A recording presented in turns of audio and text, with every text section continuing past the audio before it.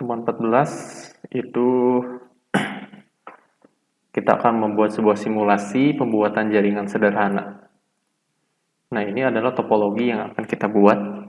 Jadi topologinya saya jelaskan sedikit ya. Di sini kita punya di sini ada dua buah jaringan. Ini jaringan yang pertama. Ini adalah jaringan yang kedua. Nah, jaringan pertama dan juga kedua ini tidak bisa saling terhubung awalnya, gitu ya, tidak saling terhubung. Kemudian bagaimana supaya jaringan ini dengan ini bisa saling terhubung satu dengan yang lainnya, gitu. Jadi kalau saya gambarkan seperti ini misalnya, di sini ada 3 buah PC ya. Misalkan ini adalah teman-teman punya sebuah CP, misalkan teman-teman punya sebuah CP perusahaan kecil gitu ya. Kemudian teman-teman ingin membuat sebuah laporan. Misalnya ini adalah kantor A, ini adalah kantor B. Gitu. Nah, di kantor A ini teman-teman asalnya tidak saling terhubung. Gitu, asalnya tidak saling terhubung antara kantor A dengan kantor B. Kemudian teman-teman ingin 3 buah PC ini terhubung satu dengan yang lainnya. Maka teman-teman membeli sebuah switch. Teman-teman membeli sebuah switch, kemudian teman-teman tempatkan di sini. Kemudian teman-teman membeli sebuah kabel juga, satu roll kabel gitu ya, kabel jaringan untuk menghubungkan switch dengan PC ini. Gitu. Teman-teman bikin sebuah kabel UTP, kemudian teman-teman hubungkan antara switch dengan PC dengan ketiga buah PC ini. Gitu. Setelah itu teman-teman disetting sedemikian rupa sehingga terhubung antara ketiga buah PC ini.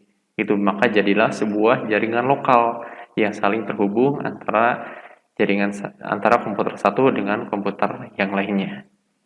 Nah, di kantor yang kedua, teman-teman juga melakukan hal yang sama. Cuman di sini tidak terlalu banyak orang dan hanya ada 2 buah PC saja. Tapi teman-teman tetap ingin menghubungkan antara kedua buah PC ini, gitu ya, dengan kantor yang pertama. Maka teman-teman dibuatlah sebuah jaringan lokal juga di sini, gitu ya. Teman-teman dibuatkan sebuah jaringan lokal juga. Nanti teman-teman beli sebuah switch lagi lalu dihubungkan, gitu. Nah, nanti ini akan dibuatkan IP-nya dengan dynamic, gitu ya. Jadi IP-nya akan dibuat secara otomatis. Walaupun sekarang masih ada 2 buah PC, cuman nanti mungkin saja bisa bertambah PC-PC yang lain. Maka daripada harus men-setting ulang dari awal semuanya, maka teman-teman dibuatkan sebuah dynamic IP. Jadi IP secara otomatis. Jadi saat ada PC satu lagi nyolok ke sini, maka nanti akan otomatis menambah IP-nya. Gitu. Setelah itu teman-teman membeli sebuah router. Router ini adalah digunakan untuk menghubungkan antara kantor A dengan kantor B. Gitu. Jadi routernya misalkan disimpan di sebuah ruangan, di sebuah tempat, gitu ya. Lalu nanti dihubungkan antara switch di kantor A ke router ini, lalu dihubungkan lagi dengan switch di kantor B ke dalam router ini. Nah, nanti si router ini akan menjadi media atau jalan untuk bisa kantor A dengan kantor B saling berkomunikasi atau saling bertukar dan mengirimkan data. Seperti itu. Nah, kita akan coba untuk membuat sebuah topologinya sama seperti gambar yang ada di sini. Nah, nanti ada ketentuan yang harus kita buat. Yang pertama, kita harus membuat jaringan sesuai topologi yang ini. Kemudian setelah itu, kita buat sebuah keamanan supaya orang tidak bisa sembarangan mengakses konsol lain dan juga line PTY-nya. Gitulah. Lalu kita buat passwordnya, lalu kita enkripsikan password tersebut. Nah, ketentuan yang ketiga, nanti kita akan membuat sebuah banner MOTD. Lalu yang keempat, kita akan membuat sebuah routing ya, pada G0 per 0 atau gigabit Ethernet ke 0 per 0, nanti akan diberikan IP-nya seperti ini. Lalu pada router untuk interface G0 per 1 nanti akan diberikan IP seperti ini. Nah, nanti untuk IP yang ini nanti akan dibuatkan sebuah DHCP server seperti itu. Nah, sekarang kita langsung saja masuk ke dalam Cisco Packet Tracer-nya untuk melakukan simulasi. Oke, yang pertama berarti untuk bisa membuat sebuah jaringan tadi, kita akan memasukkan di sini sebuah router terlebih dahulu misalnya ya. Kita masukkan sebuah router terlebih dahulu, lalu kita tambahkan dua buah switch ya. Lalu kita tambahkan 3 buah PC untuk kantor yang pertama, dan kita tambahkan 2 buah PC untuk kantor yang kedua. Oke. Kemudian setelah ini kan tidak saling terhubung ya, lalu kita akan menghubungkan antar router dengan kedua buah switch. Nah, untuk menghubungkan dua buah komponen yang berbeda, maka kita menggunakan kabel UTP dengan jenisnya strike ya. Dengan jenis strike. Kita masuk ke router, lalu kita pilih gigabit Ethernet 0/0, masukkan ke dalam switch dengan pas Ethernet 0/1. Kita ambil lagi kabelnya tipe strike, kita masukkan ke gigabit Ethernet 0/1, lalu kita pilih switch, dan kita pilih pas Ethernet 0/1 juga. Oke, sekarang kita lakukan hal yang sama, yaitu dengan menggunakan kabel strike. Kita dari switch 0/2 masukkan ke dalam PC 0. Lalu yang ini juga sama, kita hubungkan. Dan ini juga kita hubungkan. Oke, lalu yang ini juga sama seperti yang tadi. Dihubungkan juga antara switch dengan PC-nya.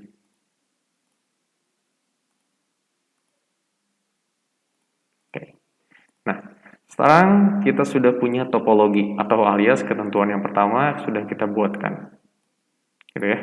Nah, sekarang kita akan membuat sebuah sistem keamanan, yaitu supaya nanti tidak sembarang orang bisa masuk ke dalam line console dan juga line PTY. Line console ini adalah tempat di mana kita bisa mengkonfigurasi sebuah router atau sebuah switch gitu ya. Nah, kalau line PTY ini adalah kita bisa mengkonfigurasi switch ataupun router melalui jaringan internet gitu. Kalau line console ini kita bisa settingnya itu secara langsung pakai kabel gitu dari PC ke router dihubungkan. Nah, itu disettingnya pakai line console. Kalau line PTY itu misalkan kita tidak terhubung melalui kabel tapi kita terhubung melalui telnet.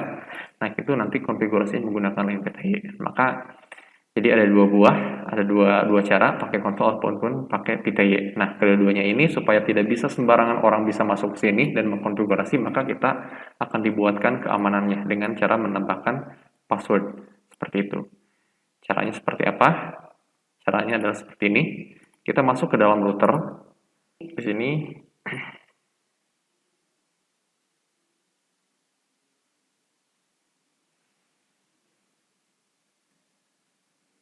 get starter.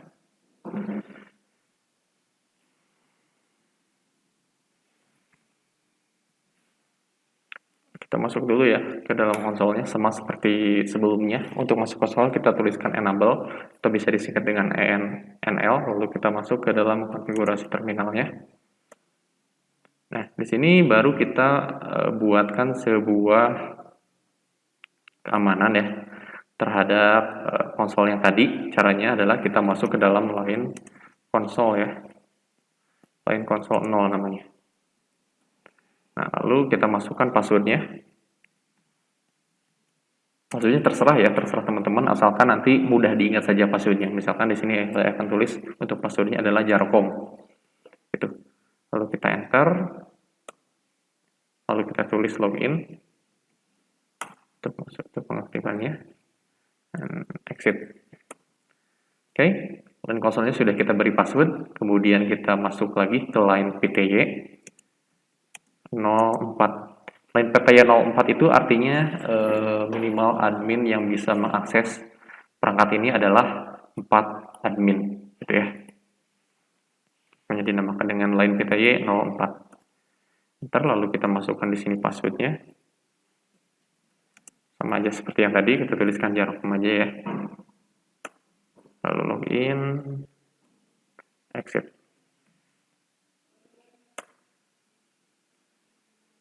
Oke, exit lagi untuk keluar dari config line. Nah, kita sudah membuat sebuah sebuah enkripsi ya terhadap sebuah password terhadap tadi yang ini. Lalu kita coba untuk mengetahui apakah sudah ada passwordnya atau belum. Kita coba exit dulu. Oke, di sini sudah kita harus memasukkan password untuk bisa login ke dalam jaringannya, ke dalam konsolnya. Maka kita tulis jarcom passwordnya tadi, kita enablekan, ya seperti itu. Sekarang kita sudah bisa masuk, atau kita sudah bisa menggunakan password seperti yang tadi. Oke, sekarang kita coba untuk melakukan enkripsi terhadap passwordnya. Cara untuk melakukan enkripsi adalah dengan cara seperti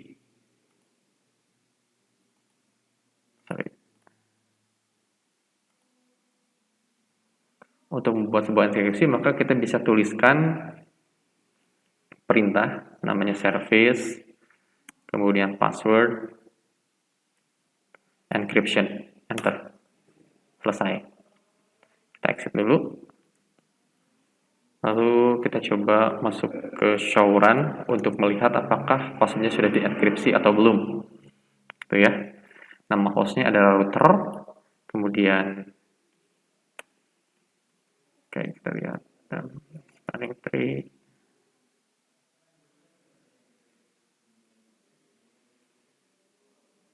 Udah ya. Line console password sudah dienkripsi, kemudian PTY passwordnya juga sudah dienkripsi. Oke, seperti itu. Oke, selanjutnya kita coba membuat banner untuk MOTD-nya. Cara untuk membuat banner adalah mudah banget ya. Teman-teman tinggal tuliskan saja di sini. Router kita masuk ke konfigurasi virtual lagi, konfigurasi terminal. Lalu kita tuliskan di sini banner MOTD. Lalu kita tuliskan misalkan selamat datang gitu ya.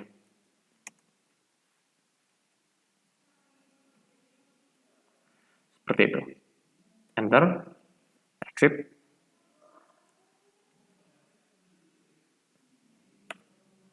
Exit. Oke. Nah, sekarang sudah ada ya bannernya. Selamat datang. Oke. Kita masuk lagi. Setelah itu, kita akan menambahkan IP pada interface G0/0. Kita menambahkan interface ke dalam G0/0. Caranya adalah teman-teman silakan masuk ke dalam interface G0/0. Interface G0/0.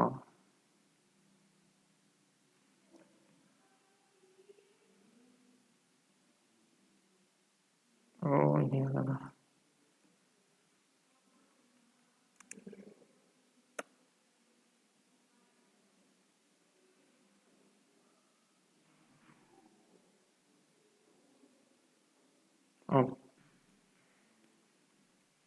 masuk dulu ke dalam konfigurasi terminal, lalu kita masuk ke dalam interface G0/0.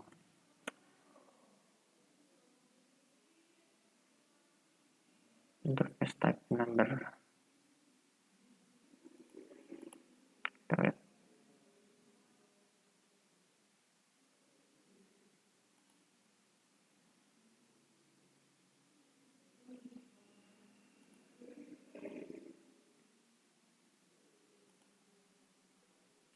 Tulisnya seperti ini ya. Interface gigabit Ethernet 0/0. Oke, lalu kita masukkan alamat IP-nya seperti yang tadi, 192.168.10.1. Tulis IP 192.168.10.1. Oke. Lalu kita masukkan per 24 ya. Per 24 itu berarti DNS-nya adalah 255.255.255.0. Enter.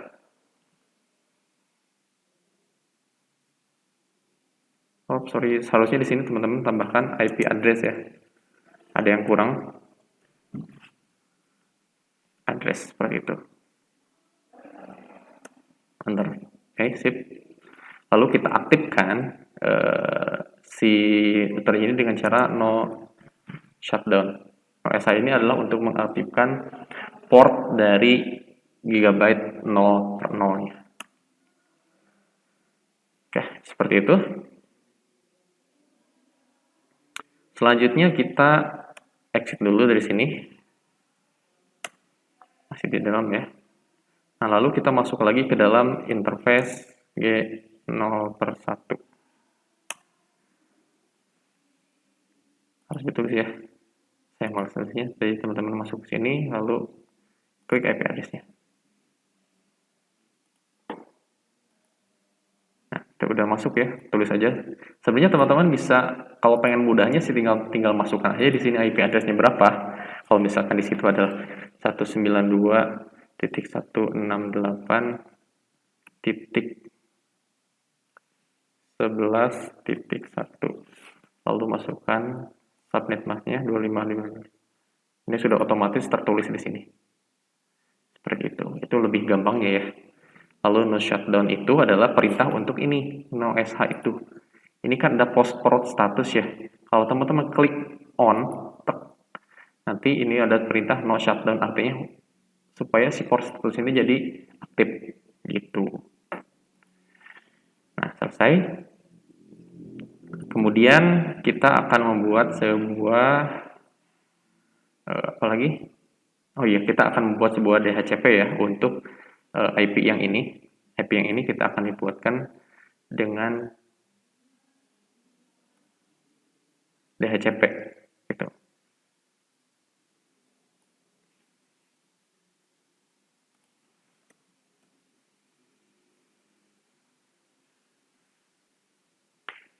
Kita cek dulu. Kita tulis langsung di sini IP DHCP exclude address 192.168.11.1.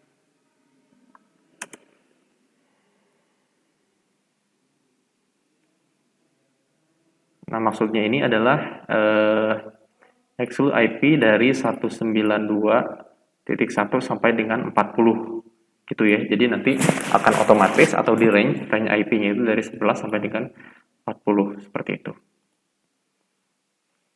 192.168.11.40 kayak gitu.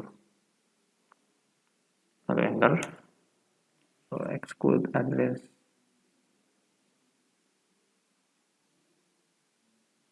Ini pakai detect. Sorry. Ini harus jeli ya teman-teman, sama aja seperti kita ngoding kalau kayak gini ya. Kalau teman-teman nggak jeli, nanti ya akan banyak yang errornya. IP DHCP exclude address.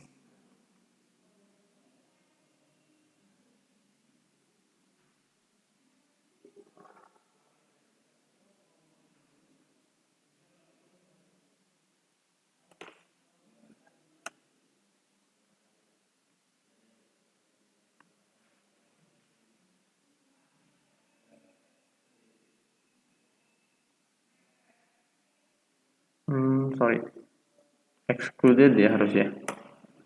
Nah, seperti itu. Oke, kalau sudah, kita tambahkan lagi satu lagi yang bawahnya, yang ini. IP DHCP excluded address 192.168.11. Berapa? 150.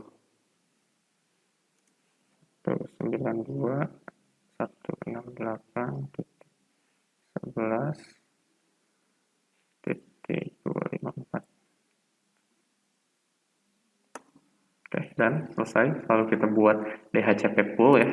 DHCP pool dengan nama jaringan komputer. IP DHCP pool. Jaringan dengan komputer. Oke, seperti itu. Oke, banyak tipenya ya. Mohon maaf nih. Nah, seperti itu.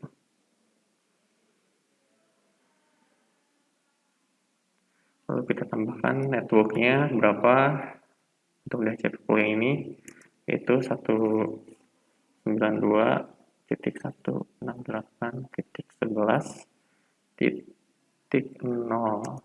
Subnet masnya 255.255.255.0. Lalu kita tambahkan di default routernya.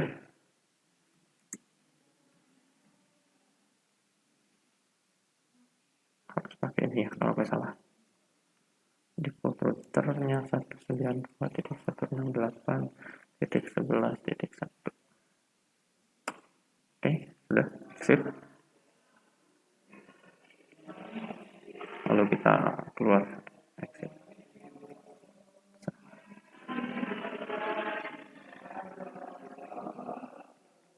Oke, setelah beres kita coba apakah sudah terhubung atau belum. Kita buat simulasi ya menggunakan video ini. Kita lihat dari PC1 ke PC1 apakah terhubung. Lupa. Harus ditambahkan dulu IP-nya ya. Jadi kita klik, harus setting juga di PC-nya. Kita masuk ke PC1, PC0, lalu kita masuk ke dalam desktop, lalu tulis klik IP configuration. Kita buat yang ini static ya. Kita masukkan di sini IP address-nya karena tadi perintahnya IP-nya ada 192.168.2 sampai 4 ya. Berarti kita tulis di sini.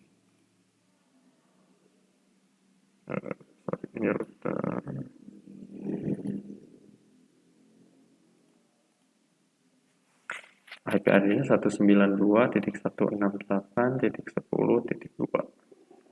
Subnetnya sekian, lalu kita gateway-nya 192.168.10.1. Gateway ini diambil dari alamat IP pada router. Jadi gateway ini harus dari alamat IP dari routernya. Karena itu akan menjadi gerbang untuk menuju ke jaringan yang berbeda.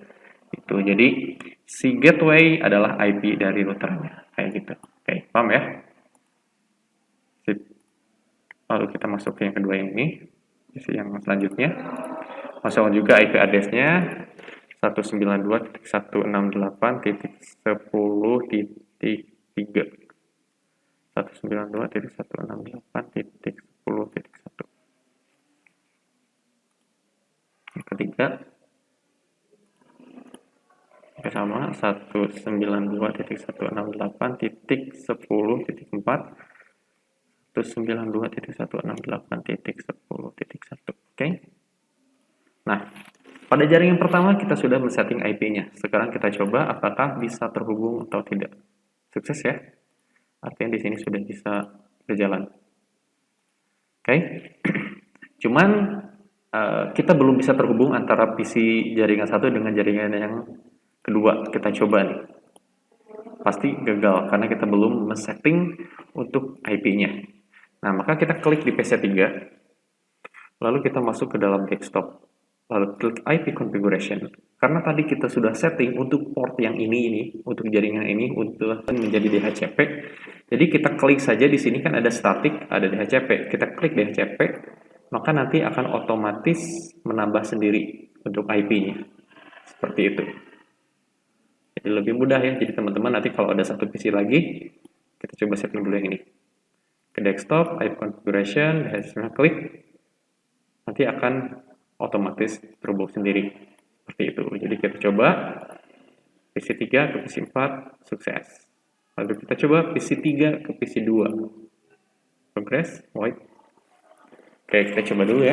Kita coba lagi. PC3 ke PC2, sukses ya. Kita coba PC4 ke PC2, sukses juga. Selanjutnya kita ketentuan yang ke-6, atau kita bisa menyimpan ya, kita bisa disimpan. Jangan lupa nih kalau teman-teman sudah men-setting seperti itu, jangan lupa untuk disimpan setiap progres pengerjaannya. Cara untuk menyimpannya, masuk ke router ataupun switch, nanti yang di mana teman-teman tadi sudah melakukan pengerjaannya, kemudian disimpan. Untuk menyimpannya adalah tulis copy, kemudian running, tinggal di enter aja sih, running config, startup config, seperti itu. Enter, dan enter lagi. Oke, itu adalah untuk menyimpannya. Nah, ini adalah simulasi untuk pertemuan terakhir ini. Nah, coba teman-teman nanti lakukan hal yang sama ya, seperti yang sudah saya lakukan. Lalu nanti dikumpulkan pada Google Classroom-nya. Ini adalah untuk menambah nilai teman-teman nanti sebelum nilai UAS-nya keluar. Oke, terima kasih. Wassalamualaikum warahmatullahi wabarakatuh.